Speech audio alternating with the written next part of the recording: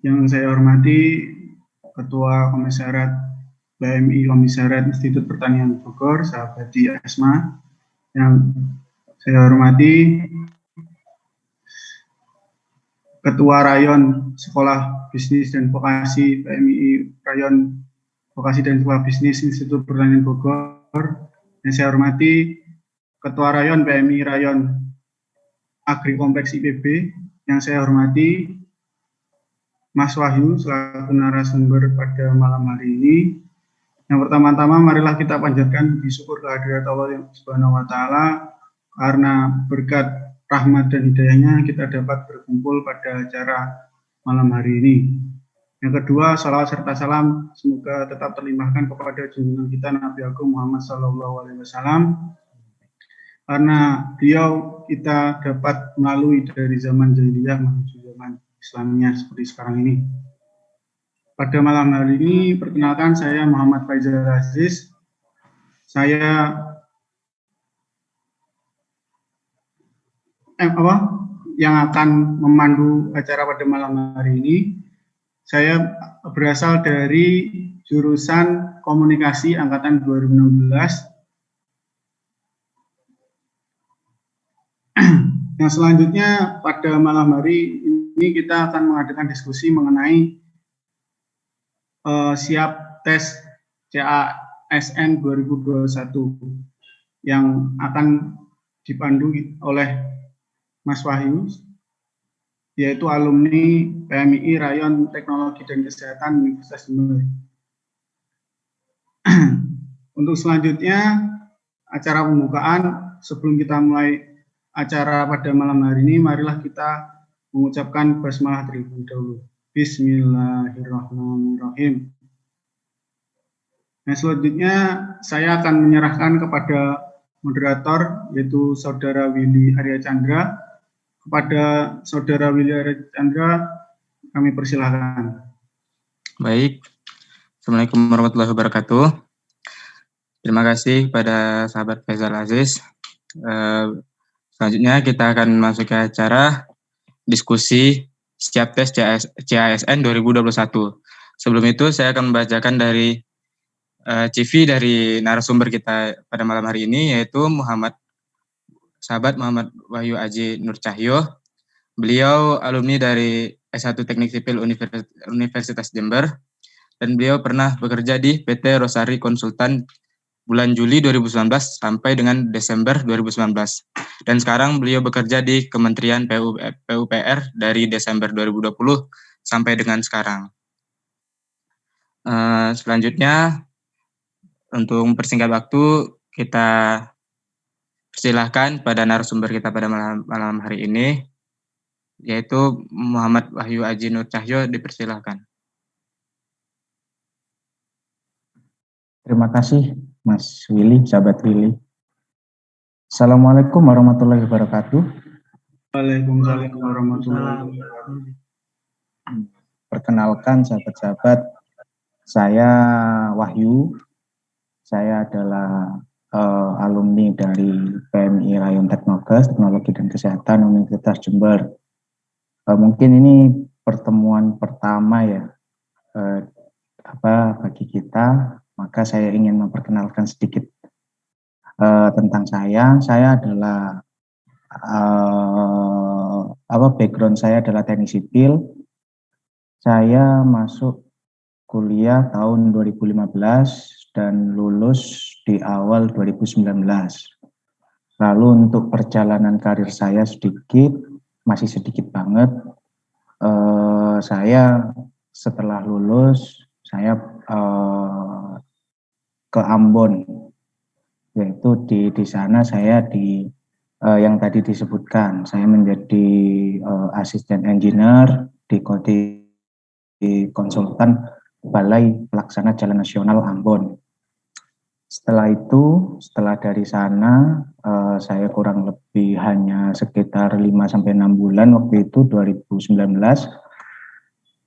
Lalu saya mengikuti Recording in progress.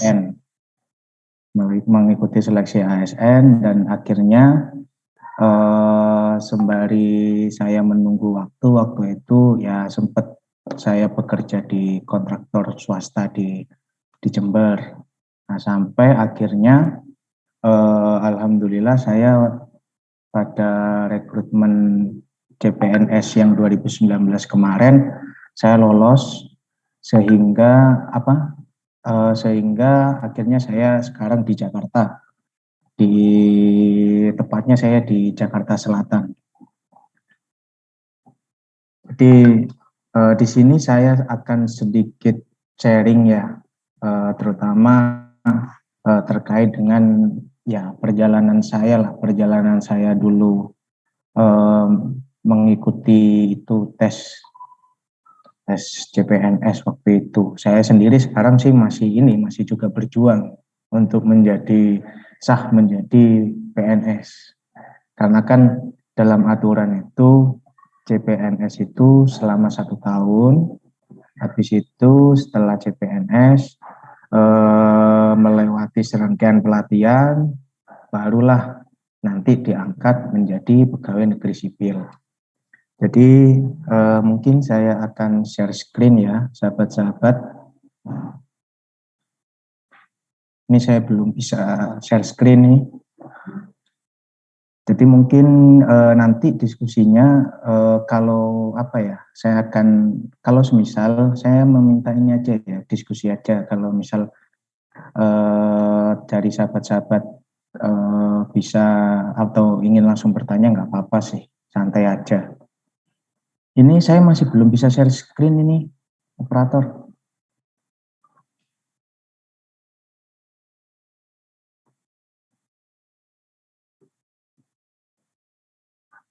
Oke. Sudah kelihatan sahabat-sahabat?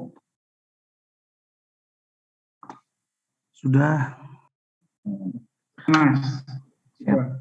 Di sini dalam kesempatan ini saya diminta ini untuk sharing tentang 3 hal, yaitu di sini nih yang dari sahabat-sahabat IPB-nya sudah lulus semua atau semester akhir atau ada yang masih semester awal ya? Ada yang sudah lulus, Mas.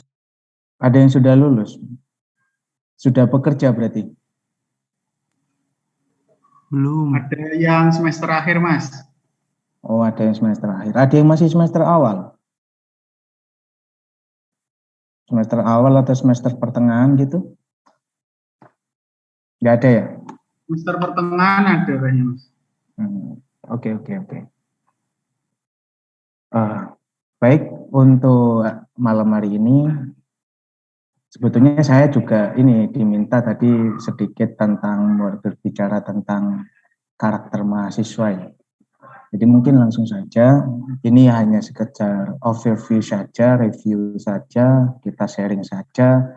Ini juga pengalaman saya sharingkan. Mungkin ada hal-hal yang mungkin bisa sahabat-sahabat ambil, yang baik ambil, yang buruk jangan diambil.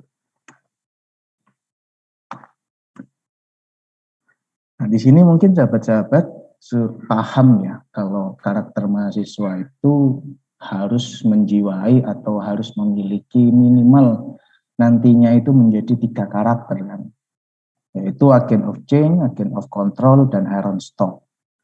Di mana ya hal ini itu menjadi teori, bisa dikatakan menjadi sebuah teori klasik ya. Ya, kita sebagai mahasiswa itu menjadi agen perubahan. Kita sebagai mahasiswa itu menjadi agen pengontrol. Kita sebagai mahasiswa itu menjadi orang yang bisa ditempatkan dimanapun dalam kondisi apapun dan bisa mengontrol dan bisa merubah. Wah, itu cita-cita idealnya mahasiswa itu seperti itu ya. Ini adalah teori klasik ini. Tapi mungkin menurut saya dengan pengalaman dengan apa yang sudah saya jalani juga, ternyata karakter ini itu juga berpengaruh sahabat-sahabat ketika kita pasca kampus. Kenapa? Karena ketika berbicara kita agent of change, kita belajar tentang bagaimana sih kita itu belajar menjadi seorang mahasiswa yang peka terhadap lingkungan. Kalau misal ada kekurangan atau ada hal yang kita sepertinya lingkungan ini perlu deh untuk kita perbaikin, mungkin untuk kita lebih mengupgrade, mengembangkan mungkin. Itu kita akan belajar di situ, belajar untuk kritis di situ. Dan itu sangat berpengaruh, sangat berdampak besar juga nanti ketika kita itu sudah pasca kampus. Karena kita apalagi kalau sudah pasca kampus ya, ngomong perubahan ataupun kita itu berada di satu lingkungan yang apalagi nih, yang paling saya pernah alami dulu, saya berada di lingkungan yang benar-benar itu baru dan saya nggak pernah ada di titik itu. Saya waktu itu pertama kali kan di Ambon, apalagi tahu sendiri dengan nada bahasa, lalu dengan lingkungan, itu yang sangat berbeda jauh dengan dulu lingkungan saya di Jember kan. Itu saya mau nggak mau, saya itu kayak apa ya, pertama kali itu harus menyesuaikan dengan bahasa timur itu seperti apa. Seng itu tidak, saya mikir seng itu awal ya seng-seng biasa itu, ternyata itu tidak, artinya katong kita, ya seperti itulah. Sampai ya kita tetap harus mengikuti itu. Dan yang menjadi dulu pernah saya pada titik yang mungkin apa ya, kayak tim kurang nyaman dan sebagainya. Nah, kita dituntut di situ itu untuk berperan, apa peran kita, dan kita itu harus bisa mengetahui. Dan di situ perlu namanya kritis, perlu namanya apa ya, kepekaan. Nah, karena agen of change dan agen of control dan iron stock ini sebetulnya 3 karakter itu yang memiliki satu kesatuan, sahabat-sahabat. Kalau kita bisa menerapkan yang namanya kita itu menjadi seseorang yang peka dan nantinya itu bisa merubah suatu lingkungan yang awalnya kurang menjadi agak baik, itu secara tidak langsung kita juga mengimplementasikan namanya agen of control. Maksudnya kan di situ akhirnya kita mengimplementasikan cara mengontrol lingkungan yang baik. Itu harus seperti apa, ya kan? Terus iron stock apa lagi? Maksud iron stock di sini kan kayak kita itu siap ditempatkan dimanapun dan kita itu nggak mudah mengeluh, dan kita itu tahu apa yang harus kita lakukan, itu tahu. Dan karakter ini itu sangat perlu, ternyata sangat perlu kita pegang. Itu sih dari pengalaman saya ya. Dan karena kita juga di sini ini tergabung dalam satu organisasi yang sama, yaitu PMII, Pergerakan Mahasiswa Islam Indonesia. 3 karakter ini harus selalu diikuti dengan nilai-nilai yang lain. Itu apa? Ini agamis, profesional, dan intelektual. Maksudnya apa? Ini ya sebuah nilai yang menjadi tujuan dari PMI itu sendiri, kan? Dari organisasi kita sendiri. Terbentuknya pribadi Muslim Indonesia yang bertakwa kepada Tuhan Yang Maha Esa, berbudi luhur, cakap, berilmu, serta mempertanggungjawabkan ilmunya dan berkomitmen untuk meneruskan cita-cita kemerdekaan Indonesia. Nah itu nilai kalau diperas lagi ya ini agamis, profesional, dan intelektual. Maksudnya apa? Ketika kita menjadi agen of change, agen of control, dan iron stock, ya kita harus tetap berpegang teguh dengan kita sebagai umat yang beragama, menghargai. Terus kita juga di dalam diri kita sendiri juga kita itu harus selalu taat, ya kan, pada apa yang sudah menjadi kewajiban kita, yaitu tetap harus kita lakukan. Profesional maksudnya apa? Ya kita dalam terjun atau kita ketika berada di suatu lingkungan, di mana misal saya dulu di Ambon misal sebagai asisten engineer, ya saya harus berusaha benar-benar profesional menjadi asisten engineer. Terus lalu sekarang posisi saya sekarang menjadi CPNS di Kementerian PUPR, terutama saya penempatan di Bina Marga.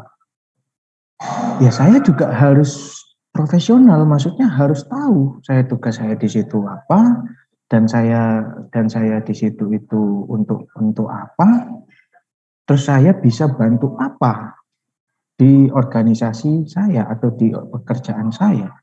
Maksudnya profesional di situ. Kalau kita tarik ke lingkungan yang universal, maksudnya apa? Ya, sahabat-sahabat juga harus bisa profesional di jurusannya masing-masing. Itu. Misal di sini ada jurusan gizi, manajemen industri, teknik informatika ataupun teknik industri benih. Ya, masing-masing dari sahabat yang memiliki fakultatifnya, ya itu harus bisa memperdalam keilmuannya, itu namanya profesional. Jadi nanti ketika sahabat-sahabat terjun di dunia pekerjaan, ya sahabat-sahabat itu tidak gaduh-gaduh, jadinya ya spesifik. Karena yang dibutuhkan sekarang dengan era yang seperti ini ya spesifikasi, bukan lagi gaduh-gaduh. Jadi seperti itu. Maksud intelektual apa ya? Kita harus juga memiliki di sisi lain ya harus memiliki sudut pandang yang lebih universal terkait dengan apa sih tantangan pekerjaan kita, apa sih tantangan jurusan kita nanti ke depan. Ya kita harus bisa membaca itu. Sehingga apa? Sehingga ketika kita memiliki sikap atau nilai intelektualitas yang seperti itu, kita itu akhirnya tidak kagok. Kagok itu maksudnya apa ya? Kagok itu maksudnya tidak gugup dalam menghadapi tantangan, apalagi dunia yang dinamikanya besar ini. Situ. Jadi 3 nilai ini itu harus bisa menjadi ruh kita. Agent of change, agent of control, Aaron Stock itu menurut saya adalah sebuah tindakan kita. Ruhnya apa ya ini? Agamis, profesional, dan intelektual. Itu adalah ruh kita. Sebagai kader atau anggota PMII, ya ruhnya ini. Berarti nanti ketika kita menjadi lulus dari masing-masing jurusan kita, ya kita harus memiliki ruh itu. Dimanapun kita berada, ya kita itu menjadi ruh kita, nilai-nilai kita yang selalu kita pegang. Karena yang namanya kebermanfaatan, yang katanya PMI itu kayak organisasi yang nanti kader-kadernya itu bisa bermanfaat dunia dan akhirat. Kan mungkin ada banyak istilah-istilah seperti itu. Menurut saya maksudnya ya itu, kita terus memegang nilai-nilai itu, 3 nilai ini. Karena sejauh ini 3 nilai inilah yang menurut saya memang paling pas. Memang paling benar. Karena kalau katanya Mbak Simujadi kan intelektualitas itu akan goyang kalau spiritualitas itu goyah. Ya, maksudnya 2 hal ini, ngomong spiritualitas, juga ngomong intelektual, ngomong profesional, itu harus menjadi satu kesatuan. Kalau kita profesional saja tanpa memiliki spiritual yang baik, ya kita akan menjadi agen yang melakukan tipikor, tindak pidana korupsi, itu pasti. Karena nggak ada balutan spiritualitas di situ. Baik pun misal kita hanya memiliki intelektualitas saja, ataupun profesional dan intelektualitas tanpa kita balut dengan spiritualitas, itu juga kurang baik. Akan inkonsisten nanti kita. Jadi menurut saya karakter mahasiswa yang ini katanya agent of change, agent of control, Armstrong, itu harus dibalut dengan ya ini tadi 3 nilai ini yang kita pegang menjadi cita-cita dan tujuan kita. Dan itu harus selalu kita tanamkan dan kita lihat dalam benak kita. Di depan kita itu harus ditanamkan terus. Lalu, apakah ketika kita sudah memegang ini itu nggak ada tantangan? Malah tantangannya itu sangat besar. Kalau kita sudah tahu, kita memegang itu, malah kita itu akan menghadapi tantangan yang luar biasa. Kenapa? Karena pasti sahabat-sahabat itu nantinya akan berhadapan dengan ini lingkungannya kok nggak ideal ya? Gimana ini? Nah, itu kan di situ makanya kita perlu juga memahami terkait dengan cara-cara bagaimana kita harus bisa menanamkan idealisme itu, bagaimana kita harus bisa melaksanakan idealisme itu sesuai dengan lingkungan kita. Kalau kita sering pernah lihat ngomong yang keren di PMII berbicara kaderisasi, ya kita harus masuk dari mereka, keluarnya dari kita. Ya, cara-cara yang fleksibel. Tantangannya apa sekarang? Ini ada 2 tantangan besar, yaitu disrupsi era dan COVID-19. Mungkin kemarin kalau berbicara masalah COVID, sudah ada diskusi kemarin, tapi di sini saya ingin membahas terkait masuknya COVID-19 dan era disrupsi ini adalah dari segi pertama, kita juga ketika membangun karakter yang tadi, karakter mahasiswa yang tadi, dihadapkan dengan COVID, dihadapkan akhirnya menjadi apa? Kebijakan. Kebijakannya apa? Daring. Apakah itu bisa tertanam dengan baik? Itu yang menjadi pertanyaannya. Dan mungkin ini kalau sahabat-sahabat yang sudah pada pertengahan perkuliahan, mungkin itu menjadi pertanyaan besar. Tapi kalau sahabat-sahabat sudah pada fase akhir perkuliahan, itu menjadi tanda tanya besar lagi. Bagaimana kita tetap bisa menyelesaikan atau kita tetap bisa memahami nilai-nilai itu. Untuk yang sudah lulus, ya itu menjadi tantangan yang besar dan berjalan. 2 hal ini, menurut asumsi saya, itu kita harus memiliki satu kunci yang dimana agar kita bisa menjawab tantangan itu, yaitu apa? Sekali lagi, teori klasik, soft skill dan hard skill. Maksudnya apa soft skill di sini? Yaitu tadi yang sedikit kita bahas di depan terkait dengan bagaimana kita bisa berpikir kritis, bagaimana kita bisa memiliki terobosan-terobosan dan solusi, bagaimana kita itu bisa memetakan terkait dengan tantangan, kondisi kita saat ini di mana, tantangan kita ke depan apa, dan kita mau ngapain. Ya itu berbicara soft skill. Dan berbicara hard skill adalah kembali lagi ke yang namanya profesionalitas tadi. Kalau sahabat-sahabat di sini dari mungkin gizi, ya apa ini kebutuhan yang harus aku miliki? Maksudnya keahlian kebutuhan. Keahlian yang harus aku miliki itu apa? Ya itu yang harus sahabat-sahabat gali terus-menerus.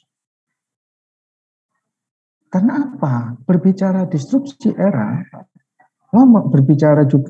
disrupsi era kan berbicara spesifikasi. Disrupsi era itu berbicara sederhananya itu ya sipil, gizi aja. Terus kalau kita nggak bisa bersaing di situ, ya kita akan secara alamiah itu akan tersingkir dari persaingan itu. Padahal saingannya itu juga masih posisi banyak kan. Kalau sekarang ngomong berbicara yang hal yang praktis apa? Ya kita nggak akan bisa dapat kerjaan. Itu kalau ngomong berbicara praktis. Praktisnya berbicara ngomong disrupsi era ya. Tapi di sini yang menjadi, menurut saya, yang menjadi apa ya? Apa yang underline yang harus kita benar-benar paham. Sebetulnya berbicara masalah ekonomi, berbicara masalah kita tanggung jawab terhadap diri kita, itu adalah menjadi tanggung jawab kita seutuhnya. Maksudnya apa? Ya kalau masalah kerjaan, ya kita mau nggak mau itu harus bisa survive. Kita ini pengennya kemana ini? Ya kita harus selesai dulu itu. Kita itu jangan sampai kayak, wah, aku nunggu Mas yang itu aja. Aku nanti kalau Mas itu ada di sini enak, aku mau minta kerjaan. Menurut saya jangan seperti itu. Karena masa depan itu ada di tangan kita sendiri. Kita mau menjadi apa besok? Ya itu tergantung kita sekarang. Gitu. Jadi berbicara masalah yang di situ, berbicara masalah yang kerjaan, ya itu harus menjadi tanggung jawab yang harus kita juga pikirkan. Itu untuk diri kita. Tapi yang menjadi sebetulnya yang perlu menjadi pertanyaan adalah, apalagi kita berbicara sekarang ngomong PMI, kader PMI. Ketika kita bekerja, itu kita bermanfaat nggak? Tetap bisa nggak memegang nilai-nilai yang tadi, tiga nilai yang besar tadi itu? Bisa nggak memegang itu? Kalau berbicara masalah kerjaan, ya itu tadi, bisa aja kamu menjadi profesional, udah profesional aja. Bisa nggak kamu tetap menerapkan nilai yang lainnya? Kamu menjadi utuh, tetap menjadi jiwa PMI-nya kamu masih utuh, kita masih utuh. Bisa nggak? Itu yang menjadi tantangan terbesarnya menurut saya. Karena itu akan terjadi pergolakan batin, sahabat-sahabat. Terjadi pergolakan batin. Ini pengalaman saya bercerita pengalaman saya. Ini sudut pandang saya. Jadi itu yang harus mungkin sahabat-sahabat menjadi notice ya, menjadi catatan atau menjadi perhatian. Berbicara soft skill berarti berbicara kemampuan secara logik, kemampuan secara berpikir, kemampuan secara menganalisis. Ya, kita harus memegang itu tadi. Yang kita harus perhatikan adalah kita ini mau ngapain, kita ke depan tantangannya apa, dan kita memilih kemampuan secara logik, kemampuan berbicara pada titik kita persimpangan ketika kita lulus ya. Soft skill gunanya di situ, menurut saya. Jadi kita mau milih, kita mau menjadi birokrat, kita mau menjadi entrepreneur, kita mau menjadi apapun itu. Sebetulnya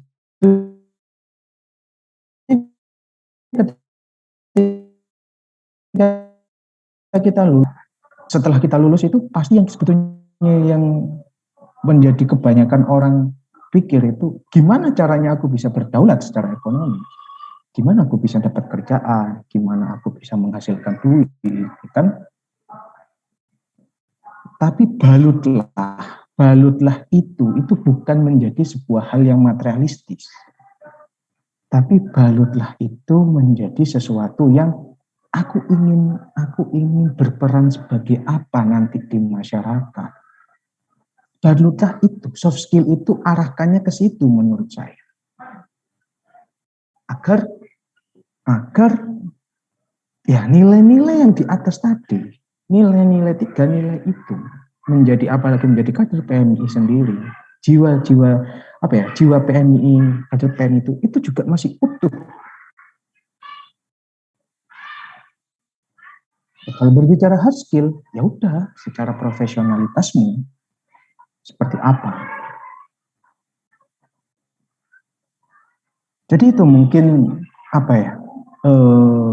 catatan penting, karena apalagi saya melihat dengan dinamika yang sekarang berbicara COVID, ya semuanya mungkin. Kebanyakan sekarang mahasiswa juga langsung ingin, aku setelah lulus aku ingin mendapatkan pekerjaan yang enak, mendapatkan kasarnya gaji tetap. Mungkin kebanyakan sekarang asumsinya seperti itu. Tapi di sini saya ingin sharing, kita jangan sepenuhnya seperti itu. Karena kita dibelajari untuk ketika kita berada di suatu lingkungan, apa yang ingin kita capai di situ? Apa yang ingin kita, kebermanfaatan apa yang ingin kita lakukan di situ? Itu yang menjadi pengingat saya. Karena dulu senior-senior itu sering berbicara kayak, jangan berbicara apa yang organisasi kasih untuk kamu, tapi berbicaralah apa yang bisa kamu kasih ke organisasi. Itu saya implementasikan, saya pahami yang tadi. Berarti maksudnya apa? Ya apa yang kita miliki, ya tujuannya itu harus menjadi sebuah kebaikan. Jadi seperti itu. Kalau sampai di sini dulu, apa ada yang ingin sebelum kayaknya ini kan bentar lagi bedanya. Bentar lagi berbicara ASN kan sharing saya. Sampai di sini dulu, mungkin ada sahabat-sahabat yang ingin entah sharing atau gimana. Oke, saya lanjut dulu sepertinya. Ya Mas, dilanjutkan. Nah, sekarang berbicara aparatur sipil negara (ASN). Mungkin di sini sahabat-sahabat, apakah sudah pernah ada yang membaca terkait dengan Undang-Undang Nomor 5 Tahun 2014 tentang aparatur sipil negara? Nah, sebetulnya itu menjadikan ini menjadi undang-undang yang sebagai dasar pengaturan aparatur sipil negara. Sekarang kan di lembaga-lembaga pemerintahan ataupun birokrasi itu kan sudah tidak ada lagi namanya honorer kan. Yang ada kalau mau berbicara ASN itu ya PNS, pegawai negeri sipil, atau P3K, pegawai pemerintahan dengan perjanjian kerja. Bedanya apa? Bedanya PNS dengan P3K, ya sebetulnya sama-sama mendapatkan hak untuk berkembang dan gaji, cuti dan sebagainya. Yang bedakan mungkin yang paling mendasar ya mungkin satu ya. Ya kalau PNS itu ada tunjangan pensiunan, kalau P3K kan nggak ada. Dan juga mungkin kalau PNS itu bisa kayak pengembangan karirnya itu maksimal. Jadi kalau boleh cerita ya, boleh sharing sedikit. Saya dulu itu sebetulnya tidak ada pikiran untuk menjadi ASN di Kementerian PUPR. Saya itu malah dulu ingin lanjut S2, saya ingin jadi dosen. Saya dulu.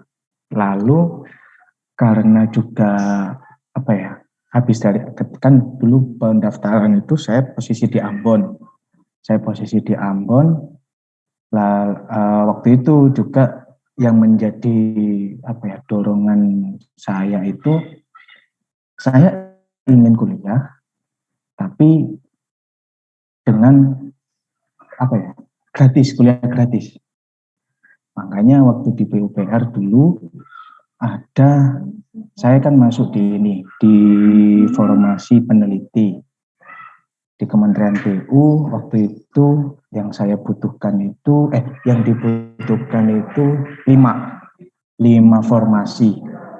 5 formasi terdiri dari 3 formasi umum dan 2 formasi khusus. Khusus itu maksudnya itu yang kumlot.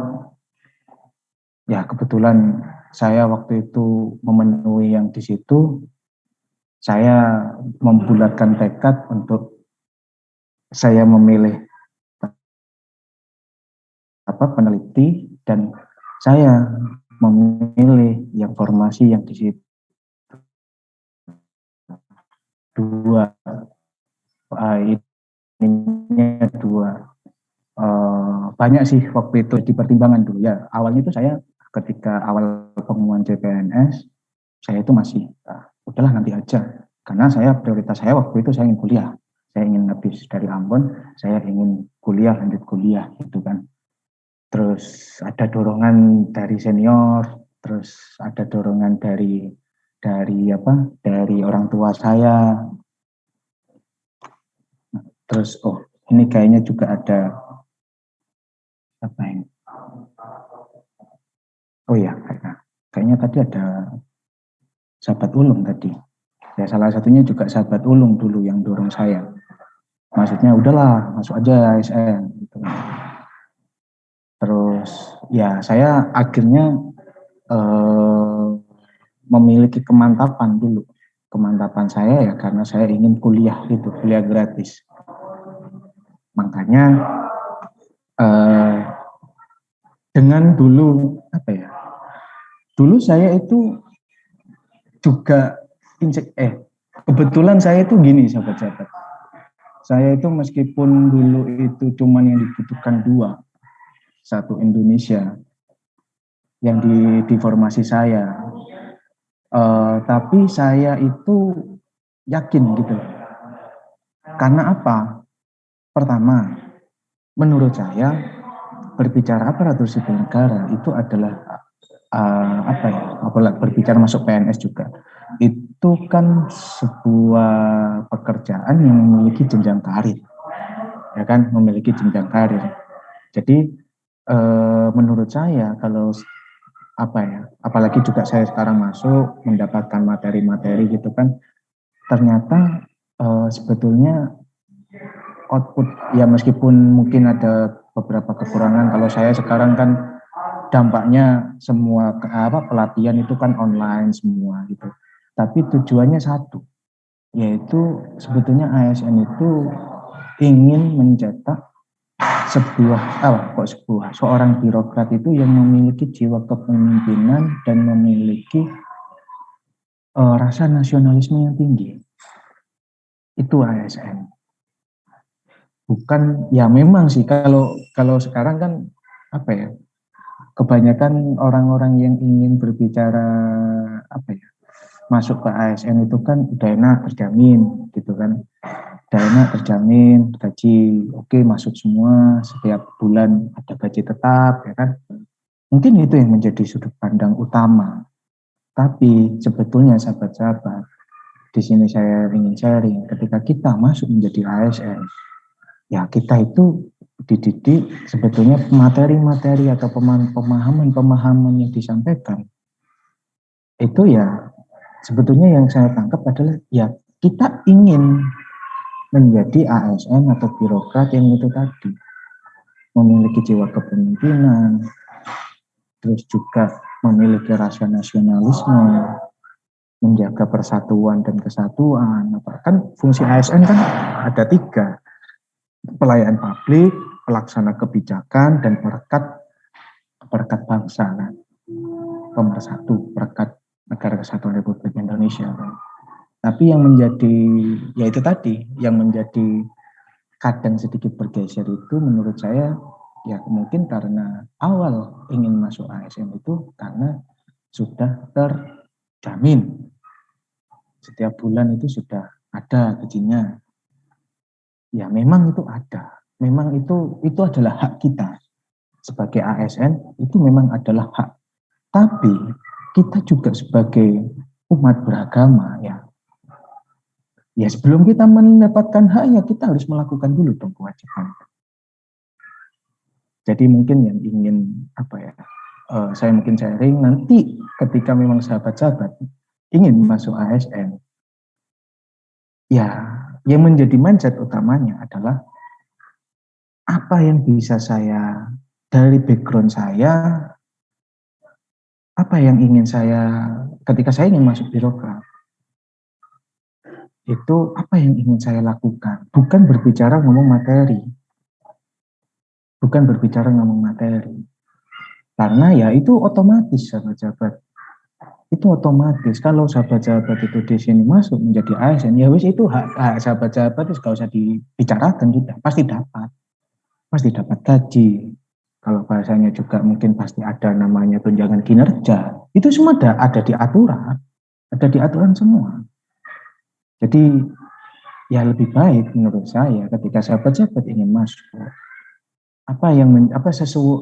sesuaikanlah dengan backgroundnya, dan sebetulnya ketika nanti aku masuk di situ itu aku ingin apa sih yang ingin aku lakuin, bukan hanya berbicara aku ingin dapat gaji. Mungkin itu sih yang ingin saya sharingkan untuk berbicara ASN ini. ASN ini itu tadi. Karena apa? Karena ya nanti ya CPNS itu yang menggantikan sekarang pemimpin-pemimpin. Seperti dirjen, misal juga menteri. Oh, kalau menteri bisa jadi bukan ASN ya, karena kan jabatan politis.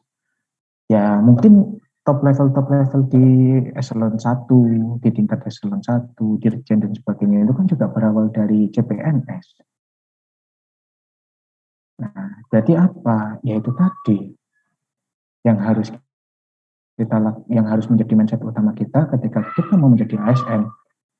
Ya apa yang ingin kita nanti lakukan ketika kita masuk di situ, bukan yang menjadi prioritas kita. Menurut saya adalah yang menjadi prioritas itu bukan masalah kita dapat gaji tetap, masalah kita dapat tunjangan kinerja. Ya itu sudah pasti dapat karena sudah ada aturannya. Karena menurut saya ketika niatan kita sudah baik, ya pasti akan jalannya itu akan mudah. Itu sih yang menjadi keyakinan saya. Jadi kalau di sini itu kalau saya dulu ya, ketika melihat total kebutuhan ASN itu berapa misal, saya itu mencoba untuk tidak mendapat tidak bersudut pandang yang terlalu berlebih. Saya itu dulu meskipun cuma 2 itu ya, saya itu nggak mikir kayak kira-kira gimana ya kalau nanti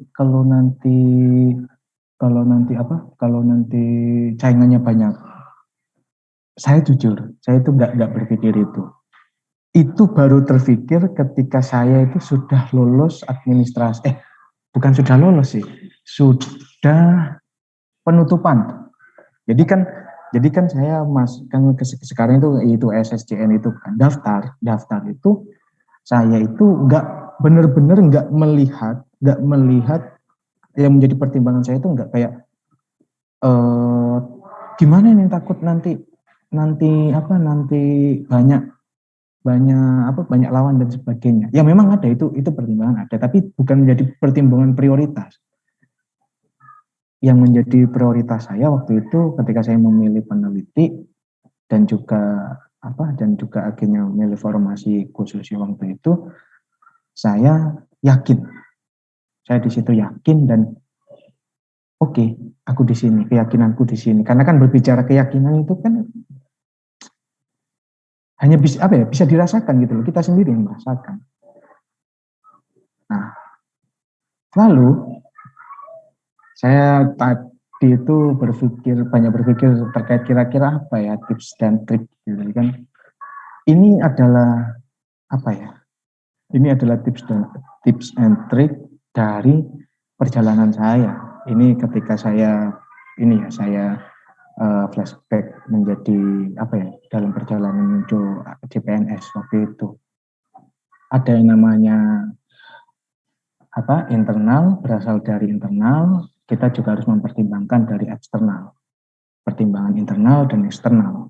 Pertama, yang kuning-kuning ini pertimbangan internal kita. Saya mengelompokkan jadi dua, internal sama eksternal. Yang biru itu adalah eksternal. Internalnya maksudnya yang pertama apa? Memiliki kesadaran dan keyakinan. Yaitu tadi yang mungkin saya sedikit cerita tadi. Kita itu sadar. Kita itu mau ngapain? Kita itu masuk di ASN, masuk di CPNS. Kita itu pertama ya harus sadar dong. Kita masuk, kita juga mau apa?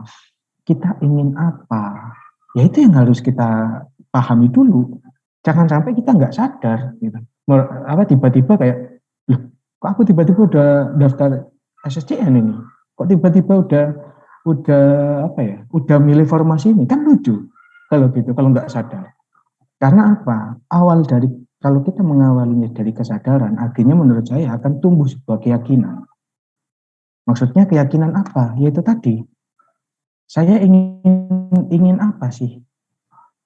Saya ingin apa gitu loh. Yang ingin saya lakukan di situ, keyakinan saya oke, di situ. Terus yang kedua memang ini yang menjadi pertimbangan ya sahabat-sahabat ya, menentukan pilihan. Ini menurut saya, kalau saya waktu itu memang penting sih menentukan pilihan ini, karena apa? Ya kebanyakan kan kayak takutnya memilih pilihan yang banyak saingannya. Tapi ketika saya flashback dan juga teman-teman saya yang sekarang juga menjadi CPNS, ternyata ketika menentukan pilihan itu dari saya sharing-sharing gitu ya sama teman-teman, itu kebanyakan teman-teman itu pertama kali ketika menentukan pilihan itu adalah keyakinan mereka semua. Yakin mereka. Yang kadang yang menjadi keyakinan biasanya dulu kalau sharing sama teman-teman gitu, iya aku dulu milih, kalau saya kan di Bina Marga itu teman banyak yang di teknik jalan dan jembatan kan. Ya karena saya milih dulu ini karena yang kuotanya banyak. Ya udah saya pilih itu.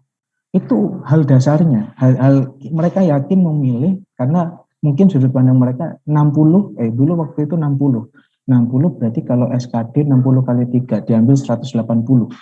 Yang lulus SKD 180 besar. Gitu kan. Jadi lolos SKD, jadi nilai tertinggi itu misal formasinya 2. Berarti kita minimal harus peringkat 6 kalau formasinya 2. Kan 2 kali 3 itu masuk SKD. Berarti kalau formasinya 60 ya berarti masuknya berapa? 180 yang dimasuk ke SKD. Nah, teman-teman semuanya itu memiliki keyakinan. Yang pertama yakin, oke, aku yakin di sini, aku yakin pilihanku ini. Terus yang kedua, mempersiapkan diri dengan melakukan latihan. Maksudnya apa? Yaitu sekarang kan sudah banyak kayak buku-buku gitu. Kalau saya dulu secara pribadi ya hanya latihan saya soal-soal saya beli buku di Gramet, lalu saya latihan soal seperti itu. Sambil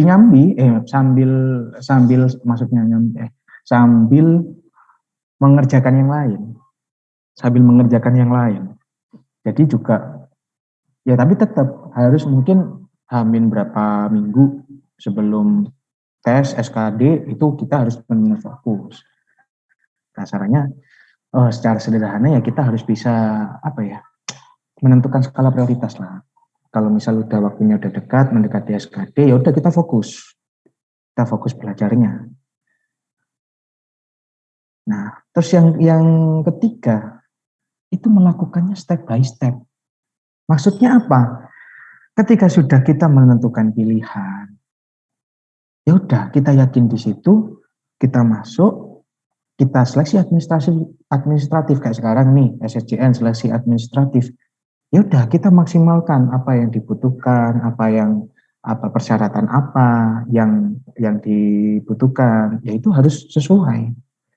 Setelah itu selesai, setelah administratif selesai dan kita selesai administratif ya udah kita kan di sini ada nih pasrah kepada Allah Subhanahu Wa Taala. Ini saya bukan berbicara soal agamis enggak ya. Maksudnya apa? Maksudnya ketika kita selesai menentukan pilihan, maksudnya itu step by step. Menentukan pilihan, yaudah, habis itu kita pasrahkan semuanya. Karena apa? Kita sudah melakukan usaha. Usaha kita di situ kan harus maksimal. Usaha itu, ya akhirnya hasilnya tergantung Allah kan, tergantung Tuhan kita. Ya hanya satu yang harus kita lakukan, berdoa. Semoga Allah menempatkan di tempat yang terbaik. Ya seperti itu. Jadi agar apa sahabat-sahabat? Ini misal.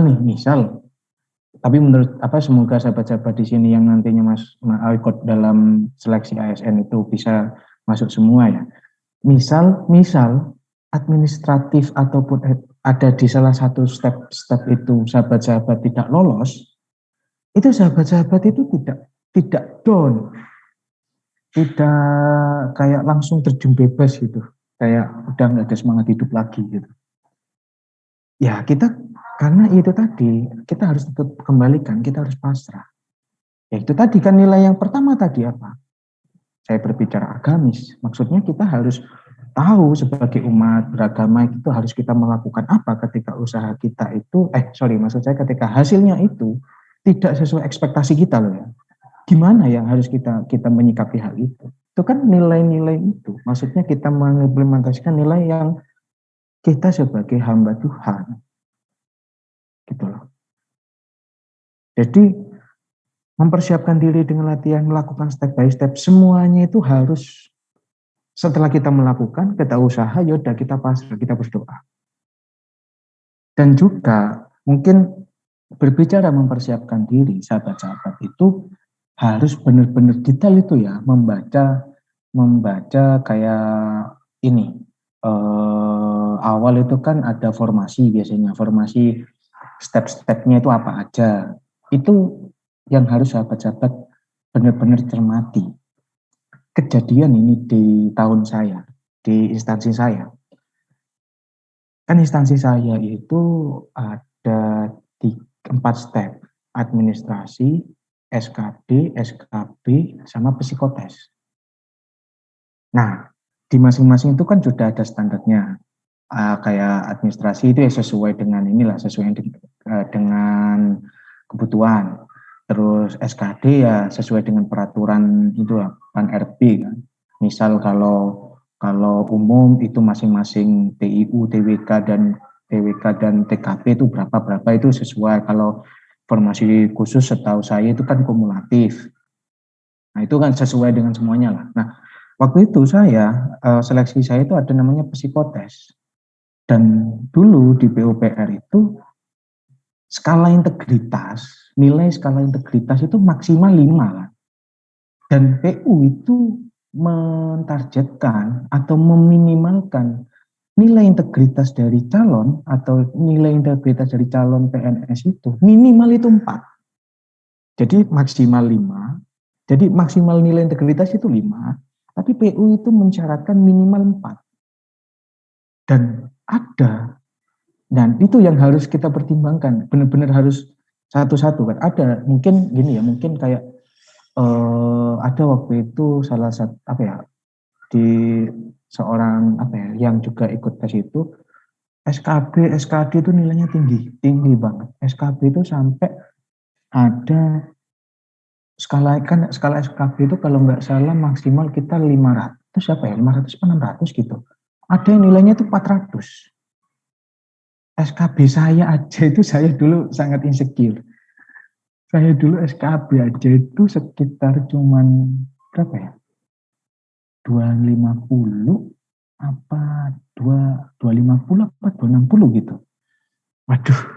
Tapi dulu kayak semuanya itu memang berbicara SKB itu apalagi kalau berbicara kekhususan kayak teknik sipil gitu ya, kekhususan yang dilamar itu tingkat soalnya itu juga agak middle ke atas gitu loh, agak advance lah. Jadi semuanya itu memang ya segitu, tapi ada yang sampai 400. Ada teman saya yang sekarang lolos, itu juga sama seperti saya. Tapi waktu itu saya berpikir karena saya menggarisbawahi kalau ada ada masih psikotes. Dan itu ada syarat-syaratnya. Jadi saya psikotes itu benar-benar juga fokus. Benar-benar fokus gitu loh. Akhirnya alhamdulillah lulus. Ya itu tadi lulus. Ada yang itu tadi yang kata saya nilainya 400 itu. Dia tuh nggak lulus. Bayangkan. Dia itu kan kalau nggak lulus itu langsung TMS -1 gitu kan. TMS pangkat -1 gitu kan. Dia itu langsung ketika awal itu SKB dia itu memiliki nilai tertinggi gitu ya di posisi-posisi ranking tertinggi gitu. Ketika keluar hasil terakhir dia itu langsung TMS -1 nggak lulus. TL tulisannya TL tidak lulus. Dan ada teman saya yang awalnya itu katanya yang diambil itu 60. Dia itu kalau di ranking itu sudah sekitar 110 berapa gitu. Dia itu udah pesimis. Dia itu setelah SKB itu dia udah pesimis tapi tetap melakukan tes selanjutnya dengan maksimal. Lulus. Bayangkan. Jadi teman-teman yang ingin saya sharingkan ke teman-teman adalah lakukan tes itu, serangkaian tes itu, kita itu tetap harus step by step. Kalau step 1 sudah kita lewati, udah kita pasrahkan hasilnya, nggak usah dilirik-lirik lagi. Kita fokus step selanjutnya. Tapi memang yang paling penting itu SKD. SKD itu teman-teman atau sahabat-sahabat itu harus kalau bisa itu lolos. Kalau mungkin triknya ya apa? Triknya ya ini, teman-teman cari yang tahun lalu, misal teman-teman mau di kementerian apa, Kementerian Perdagangan misal, atau Kementerian BUMN atau apa gitu. Ya cari SKD yang tahun lalu, nilainya itu berapa sih minimal mereka itu, yang dulu yang lolos-lolos itu berapa. Kalau saya dulu nilai saya itu, seingat saya SKD itu gak tinggi-tinggi banget kok. 372. Nah itu kasarannya kalau dulu sih yaitu tadi di PU waktu itu kebanyakan yang lolos ke tahap SKP itu yang nilainya range segitulah minimal range 370-an itu. Jadi ya itu menjadi catatan juga, berarti sahabat-sahabat ketika mau masuk di lembaga itu ya minimal nilainya itu harus seperti itu. Jadi ketika nanti sahabat-sahabat itu latihan soal-soal, ya dalam kan latihan biasanya kan ada dalam satu serangkaian kira-kira nilainya berapa. Nah itu harus minimal targetnya ya di situ. Jadi sahabat-sahabat itu tidak ngawur, harus terukur kan. Sahabat-sahabat itu terukur akhirnya. Berapa sih kira-kira nilai yang harus aku capai? Itu dari mana ya? Dari tahun lalu itu yang menjadi acuannya. Jadi sahabat-sahabat itu kan akhirnya tahu kemampuan sahabat-sahabat. Oh ternyata aku nggak bisa fokus kayak gini, nilai-nilaiku masih sekitar 330, 340. Saya itu juga sama dulu awal itu nyoba 330. Akhirnya mulai mendekatin, itu saya benar-benar fokusin sampai kayaknya mulai kayak 360 gitu kan. Ya udah akhirnya pas hari H ternyata alhamdulillah ya waktu itu 372. Jadi seperti itu sahabat-sahabat ngomong tips and trick ya. Tapi yang paling penting yaitu step by step. Setiap kita sudah melakukan satu kegiatan itu pasrah, kita kembalikan lagi usaha kayak hasilnya terserah Allah nanti yang menentukan seperti apa. Jadi mungkin seperti itu kurang lebih pemaparan dari saya. Saya kembalikan lagi ke moderator. Terima kasih. Oke, baik. Terima kasih kepada narasumber kita, Muhammad Bayu Haji Nur Cahyo. Selanjutnya masuk ke sesi pertanyaan. Mungkin ada dari teman-teman sekalian yang ada mau bertanya, silahkan. Izin bertanya kepada sahabat. Izin bertanya, Mas. Ya. Ya, baik, lanjut. izin bertanya kepada narasumber. Saya sangat setuju dengan materi yang disampaikan tadi, yang bagian tips and trick-nya. Karena saya sendiri juga melakukan itu pada saat seleksi masuk IPB. Nah, sekarang yang saya tanyakan adalah bagaimana cara belajar yang menurut sahabat, bagaimana cara belajar yang efektif untuk belajar SKD, TU, TWK, SKB, dan psikotes. Menurut sahabat bagaimana belajar yang efektif? Terima kasih. Baik, oke, saya ini langsung dijawab atau gimana ini, moderator? Baik, boleh langsung dijawab. Oke, kalau cara belajar yang efektif, itu kalau berbicara SKD, ya pertama kan ada TIU, TWK, sama TKP.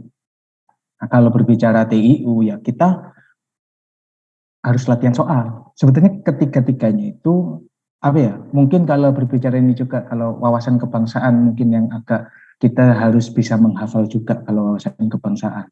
Tapi kalau TIU sama TKP, terutama TIU ya, itu kita harus bisa memahami pola-pola soal.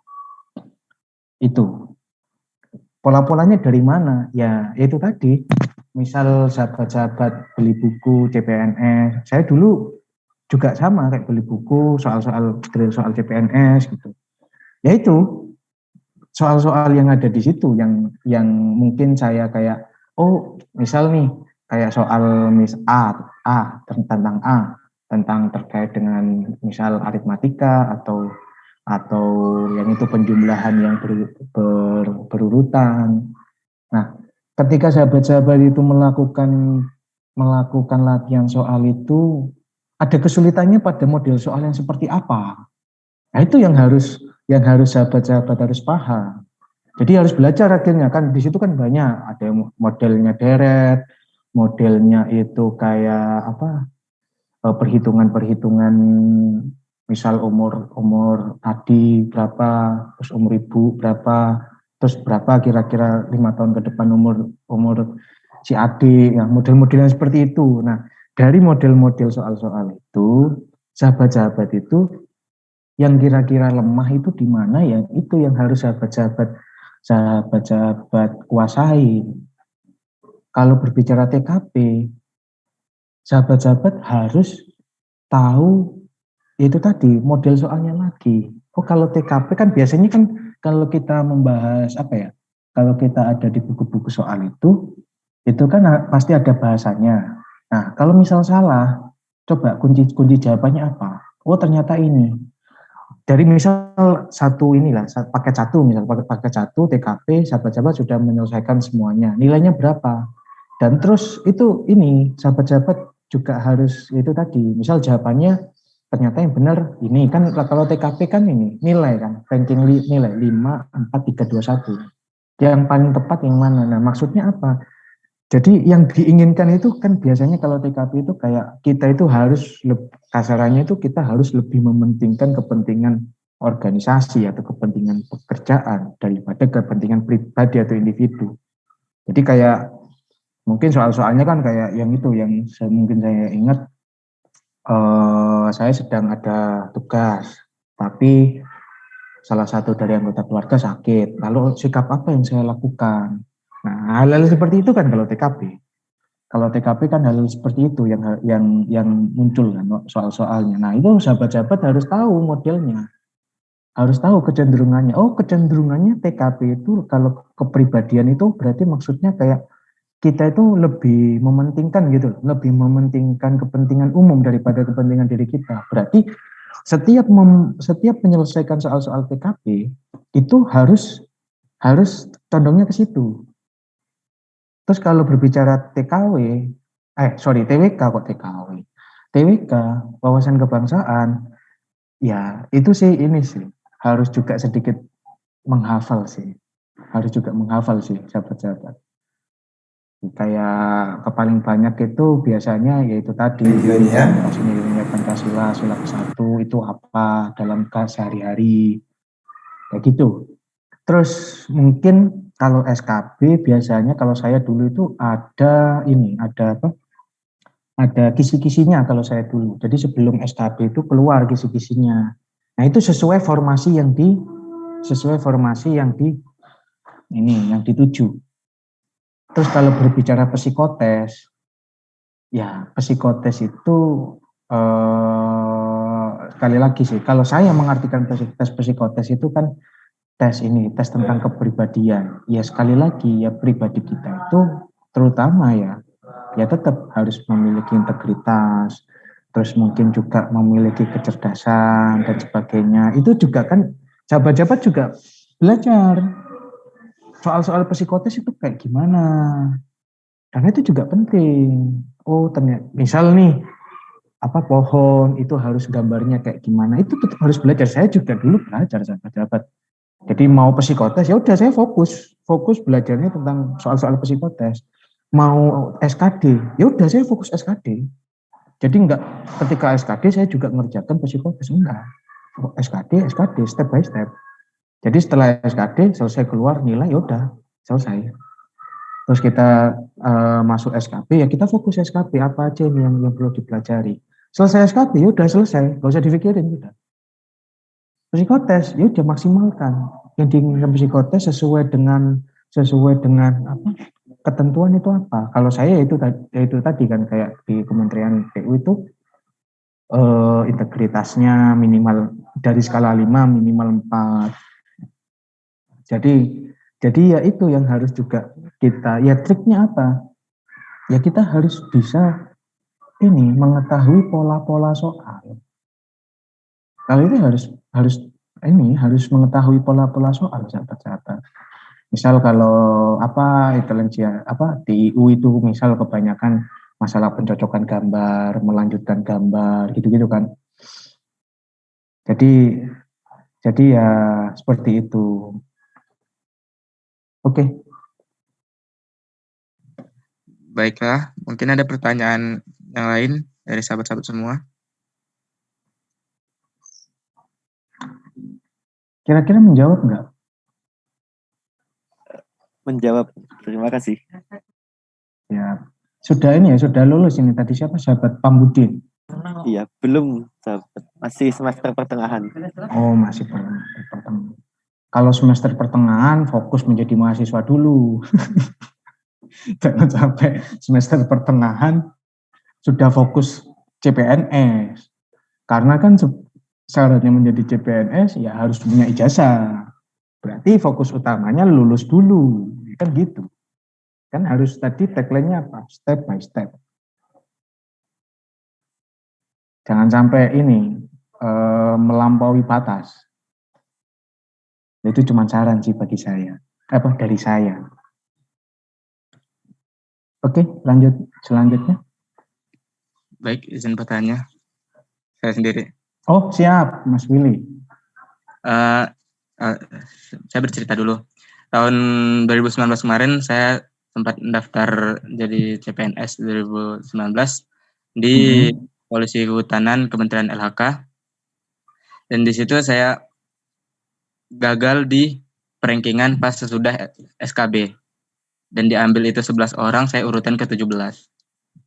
Nah, ya, terus saya sempat down karena itu salah satu cita-cita saya. Mungkin ya udah posisi saya belajar udah hampir tiap malam, habis bangun saya belajar gini segala macam gitu. Mungkin penyebab saya gagal itu bagaimana, apa kayak saya kurang berdoa apa ibadah gitu apa gimana gitu. Tip dan triknya lah untuk tahun ini gitu. Ya, mungkin sahabat Willy dan mungkin yang lain, mungkin yang kemarin masih gagal untuk tes CPNS. Mungkin kalau dari saya, sekali lagi, ketika berbicara saya itu meyakini gini loh sahabat-sahabat. Kalau berbicara masalah pekerjaan, itu sudah dari rezekinya masing-masing. Ini saya cerita real. Ini pengalaman saya. Dulu, setelah lulus, saya di Ambon, sebelum saya di Ambon itu kan saya juga sabit lamaran gitu. Salah satunya karena dulu saya berbackground teknik sipil kan, saya itu masuk ada waktu itu open recruitment management training di PT Wijaya Karya, WIKA. Itu dulu saya masukin. Saya nilai maksudnya nilai ijazah saya atau IPK saya ya bagus, menurut saya bagus sih. Terus yang lain-lain sebagainya kebutuhannya udah saya masukin semua. Saya pede banget.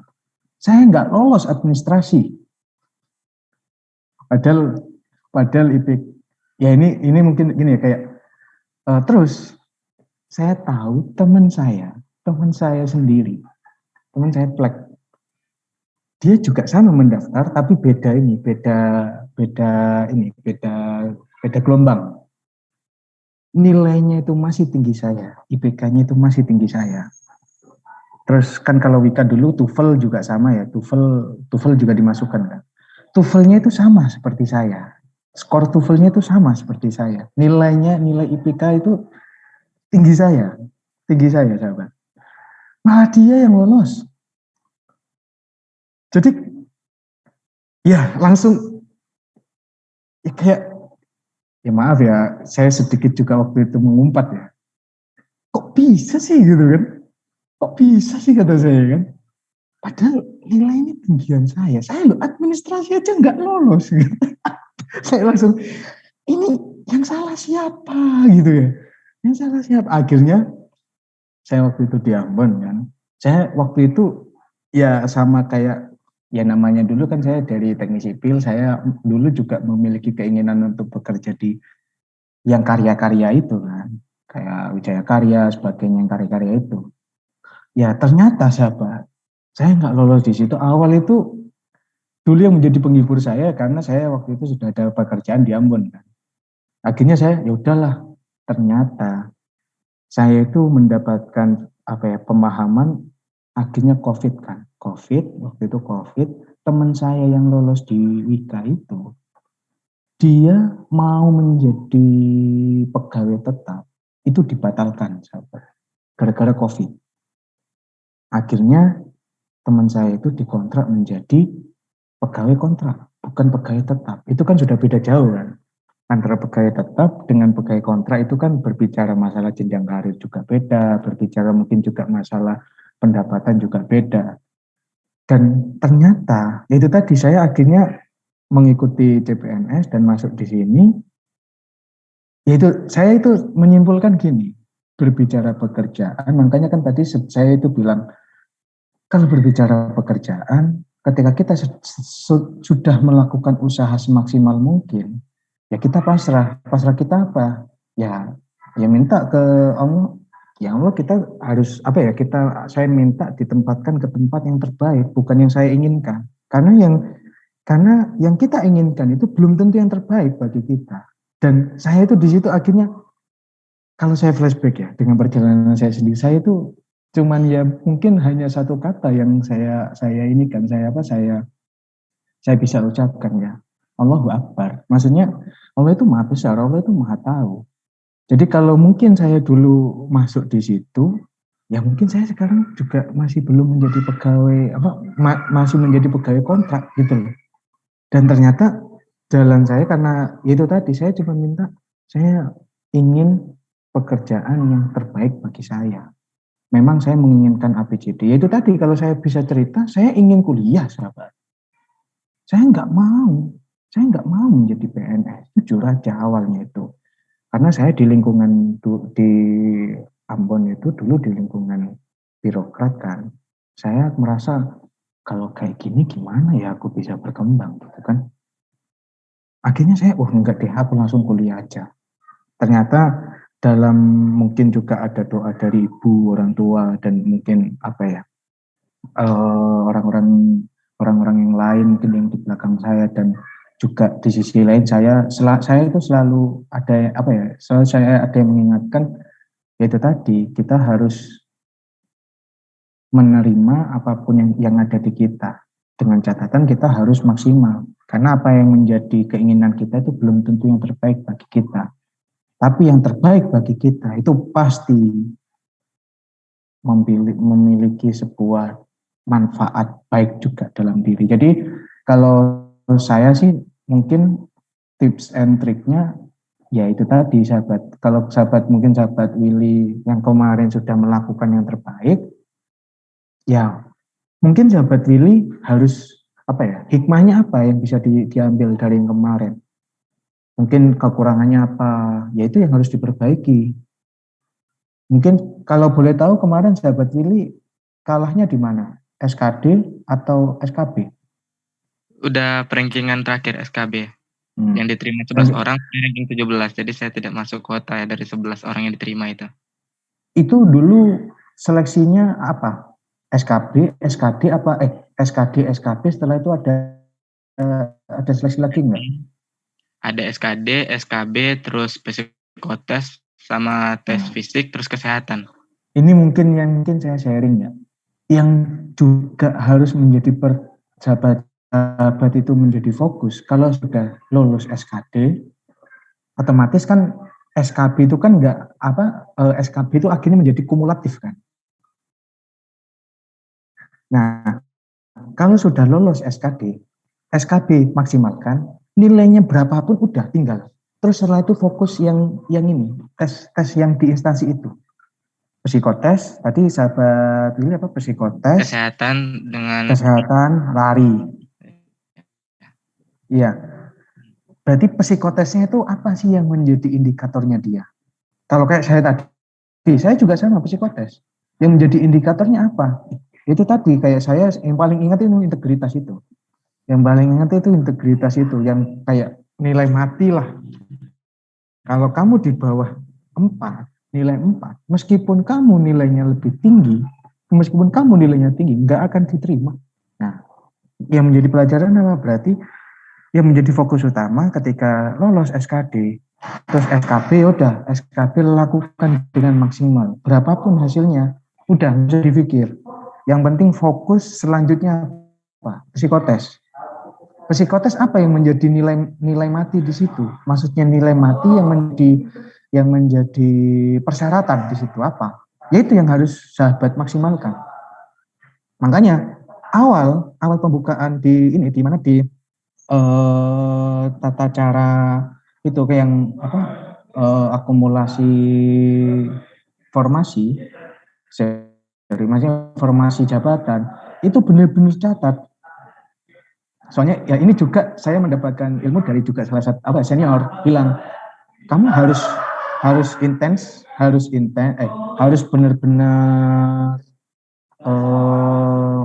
mencatat apa persyaratan setiap tesnya. Bentar.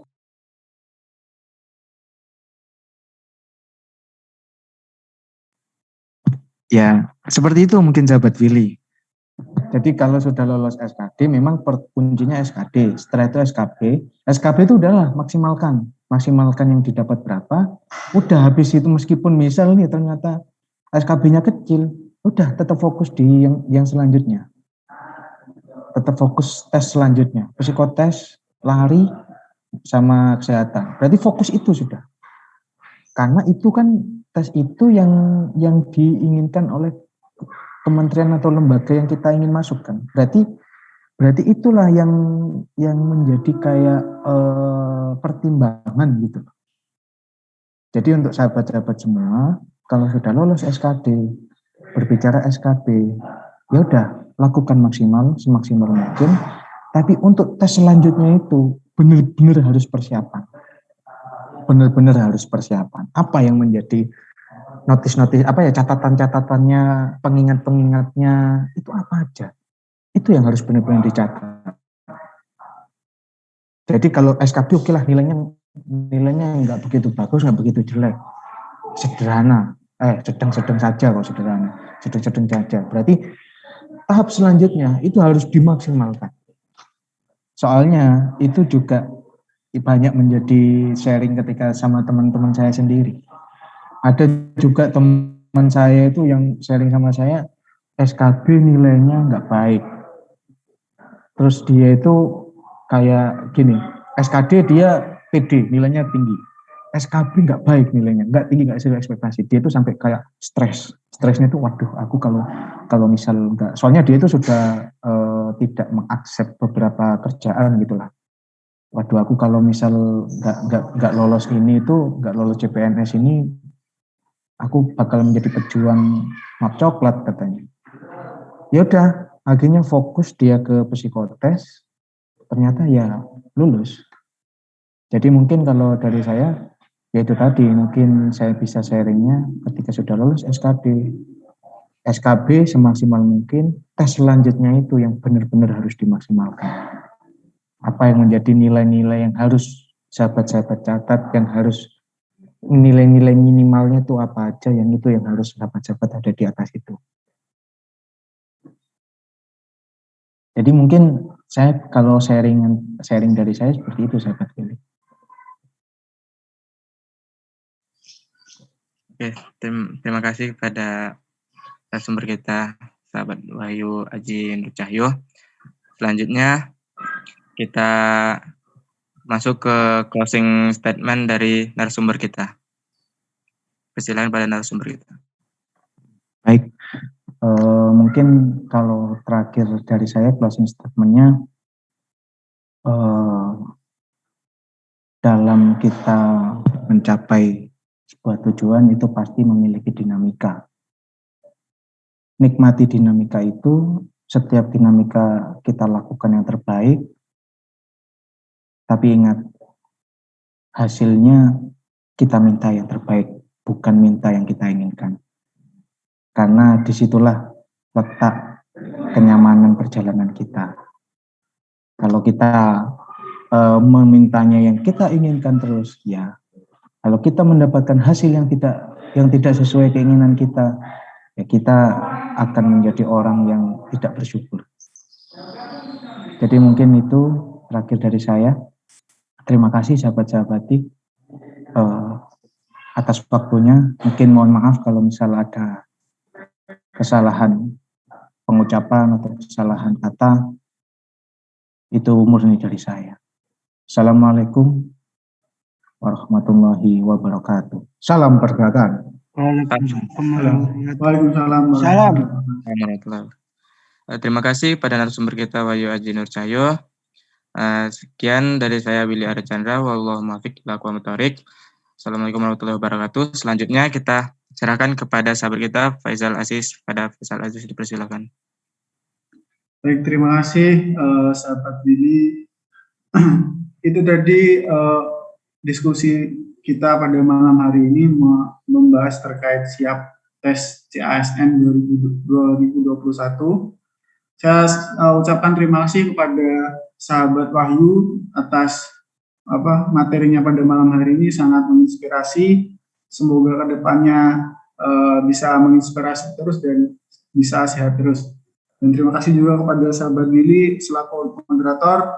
Dan saya ucapkan juga terima kasih kepada seluruh peserta diskusi online PMI Talk episode kedua pada malam hari ini. Semoga diskusi pada malam hari ini bisa bermanfaat untuk kita semua. Sebelum itu fun fact ya, jadi teman-teman Mas Wahyu ini itu di ASN di Kementerian PUPR ini diterima jalur cum laude ya.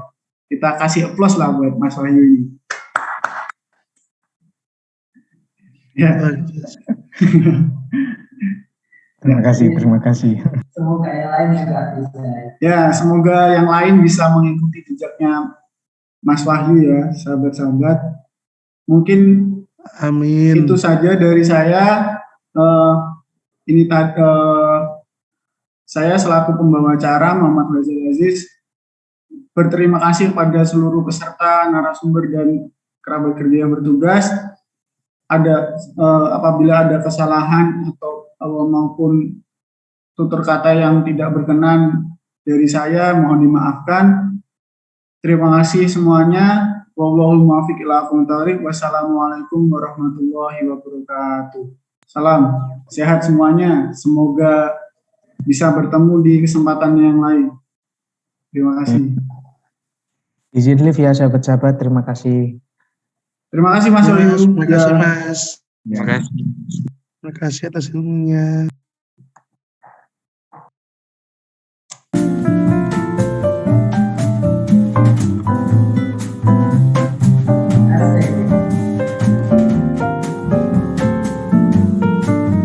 Semangat sahabat.